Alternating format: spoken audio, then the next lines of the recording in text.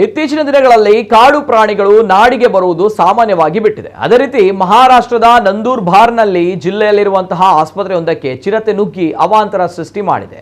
ಆಸ್ಪತ್ರೆಯೊಳಗೆ ರೋಗಿಗಳು ಇದ್ದ ವೇಳೆ ರಾತ್ರೋರಾತ್ರಿ ಚಿರತೆಯೊಂದು ಆಸ್ಪತ್ರೆ ಕಟ್ಟಡದ ಒಳಗೆ ಪ್ರವೇಶಿಸಿದೆ. ಇದನ್ನು ಗಮನಿಸಿದಂತಹ ಆಸ್ಪತ್ರೆಯ ಸಿಬ್ಬಂದಿ ಕೂಡಲೇ ಸಮಯ ಪ್ರಜ್ಞೆ ಮೆರೆದು ರೋಗಿಗಳು ಇರುವ ಕೊಠಡಿಯ ಬಾಗಿಲನ್ನು ಮುಚ್ಚಿ ಬಳಿಕ ಚಿರತೆ ಒಳಗೆ ಬಂದ ಬಾಗಿಲನ್ನು ಹೊರಗಿನಿಂದ ಬಂದು ಲಾಕ್ ಮಾಡಿದ್ದಾನೆ. ಇದರಿಂದ ಚಿರತೆಗೆ ಹೊರ ಹೋಗಲು ಸಾಧ್ಯವಾಗದೆ ಆಸ್ಪತ್ರೆಯೊಳಗೆ ಬಂದಿಯಾಗಿದೆ.